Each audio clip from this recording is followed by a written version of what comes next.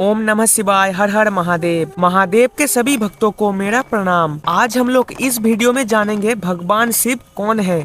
भगवान शिव, जिन्हें भोलेनाथ, शंकर, महेश, रुद्र, नीलकंठ, गंगाधर आदि कई नामों से जाना जाता है। तंत्र साधना में इन्हें भैरव के नाम से भी जाना जाता है। वेद में इनका नाम रुद्र है। शंकर जी को संहार का देवता कहा जाता है। शंकर जी सौम्य आकृति एवं रुद्र रूप दोनों के लिए विख्यात है। सृष्टि की उत्पत्ति, स्थिति एवं संहार के अधिपति शिव है। शिव नाम का अर्थ कल्याणकारी माना गया है, लेकिन वे हमेशा लय एवं प्रलय दोनों को अपने अधीन किए हुए हैं। रावण, शनि, कश्यप ऋषि आदि इनके भक्त हुए हैं। भगवान शिव सभी को समान दृष्टि से देखते हैं, इसीलिए उन्हें महादेव कहा जाता है। पुराणों के अनुसार शंकर को हमेशा योगी के रूप में दिखाया जाता है। कई जगह तो शंकर को शिवलिंग का ध्यान करते हुए भी चिन्हित किया गया है। अब आप भी ये सोचने लग गए होंगे कि भगवान शिव खुद शिवलिंग की ध्यान क्यों करते हैं। कई लोग बोलते हैं कि भगवान शिव हमेशा भगवान राम का ध्यान करते हैं, जो कि सरासर झूठ है। तो कई लोग ये भी कहते हैं कि भगवान विष्णु से ही महादेव की उत्पत्ति हुई है। आज आपको बताएंगे कि कौन है भगवान शिव।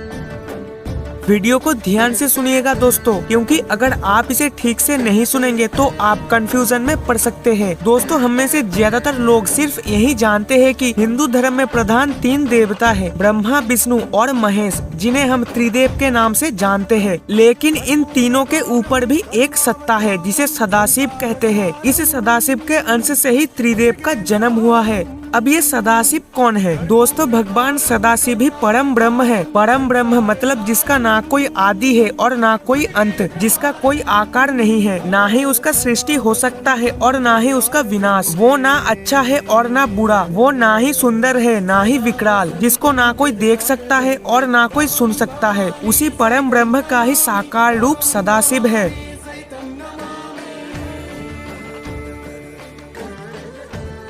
सदाशिव ने अपने शरीर से देवी शक्ति की सृष्टि की, जो उनके अपने अंग से कभी अलग नहीं हो सकती। वहीं देवी शक्ति को प्रकृति, गुणवती माया, बुद्धि तत्व की जननी तथा विकार रहित माना गया है। भगवान सदाशिव के 5 मुख है, जिसके एक मुख से अकार, दूसरे मुख से उकार, तीसरे मुख से मौकार, चौथे मुख से बिंदु तथा 5वें मुख से नाद प्रकट हुए हैं। इन्हीं 5 अवयवों से एकीभूत होकर एक अक्षर ओम बना है। ये ओम ही इस पूरी ब्रह्मांड का मूल मंत्र है। इसी सदाशिव और देवी शक्ति ने इस सृष्टि की रचना और पालन के लिए सबसे पहले विष्णु और फिर ब्रह्मा जी को सृष्टि किया। एक बार ब्रह्मा और विष्णु दोनों में सर्वोच्चता के लिए लड़ाई हो गई। तब उनके बीच में काल रूपी एक अग्नि स्तंभ आकर प्रकट हुआ। तब उन दोनों ने पूछा, प्रभु, सृष्टि आदि 5 कर्तव्य के लक्षण क्या है? तब ज्योतिर्लिंग रूप काल ने कहा, पुत्रों, तुम दोनों ने तपस्या करके मुझसे सृष्टि और स्थिति नामक दोनों कृत्य को प्राप्त किए हैं। अब इस सृष्टि के संहार के लिए मैंने अपने हृदय से रुद्र को जन्म दूंगा, जो हूबहू मेरी तरह होगा, जिसकी शक्ति, अस्त्र, वाहन सब कुछ मेरे जैसा ही होगा। मैं ही इस 3 रूप में इस सृष्टि को चलाऊंगा। इसी तरह देवी शक्ति भी लक्ष्मी बनकर विष्णु को, सरस्वती बनकर ब्रह्मा को और काली बनकर रुद्र को प्राप्त होगी। दोस्तों, इस घटना से हमको पता चला कि त्रिदेवों की उत्पत्ति कैसे हुई। सृष्टिकर्ता ब्रह्मा, जो ब्रह्मलोक में रहते हैं, पालन करता विष्णु, जो वैकुंठ लोक में रहते हैं, और संहार करता रुद्र, जो कैलाश लोक में रहते हैं।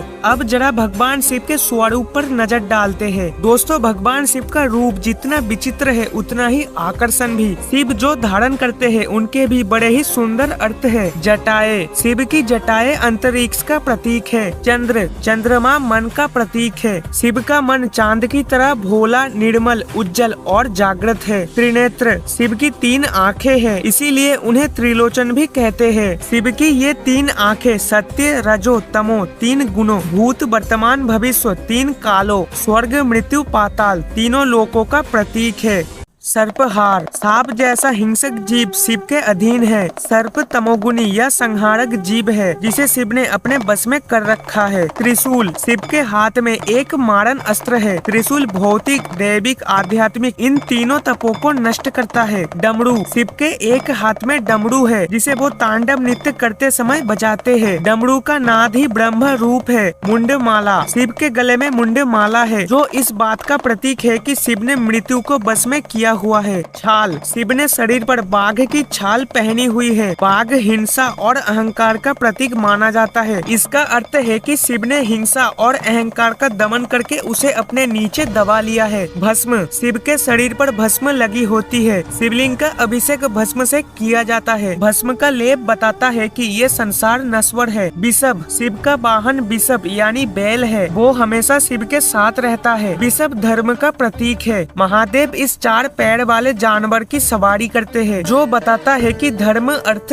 काम और मोक्ष उनकी कृपा से ही मिलते हैं। इस तरह शिव स्वरूप हमें बताता है कि उनका रूप विराट और अनंत है। उनकी महिमा अपरंपार है। उनमें ही सारी सृष्टि समाई हुई है। शिव के साधक को ना तो मृत्यु का भय रहता है, ना रोग, ना शोक का। शिव तत्व उनके मन को भक्ति और शक्ति का सामर्थ्य देता है। अब आते हैं इस प्रश्न पर, क्या भगवान शिव हमेशा राम नाम का ध्यान करते हैं? इसका जवाब तो ना है, वो पहले ही बता दिया था। देखो, ऐसा किसी शास्त्रों में कभी नहीं लिखा है कि भगवान शिव राम नाम का जप करते हैं। भगवान शिव ही सर्वोच्च है, उनके ऊपर कोई भी सत्ता नहीं है। उन्होंने ही अपने मुख से चारों वेदों की सृष्टि की है। वो ही इस पूरे ब्रह्मांड के रचयिता है। भला वो क्यों मनुष्य योनि में जन्मे श्री राम का ध्यान करेंगे? ये आप खुद ही सोचो ना। हाँ, कभी कभार भक्त के महिमा को बताने के लिए वो अपने भक्त का गुणगान करते हैं, लेकिन इसका मतलब ये नहीं कि वो उनका ध्यान करेंगे। अब आपके मन में ये सवाल आता होगा कि तो फिर भगवान शंकर हमेशा किसके ध्यान में लीन रहते हैं? इसका जवाब शिव पुराण में दिया गया है। शिव महापुराण के अनुसार भगवान रुद्र अपने सदाशिव तत्वों का ध्यान करते हैं। इसका मतलब वो खुद ही खुद का ध्यान करते हैं। दोस्तों, अब भगवान शिव के बारे में और क्या जानना चाहते हो कमेंट करके बताइए, और ऐसे ही सनातन धर्म से जुड़े और जानकारी के लिए हमारे चैनल को सब्सक्राइब करें। ओम नमः शिवाय, हर हर महादेव।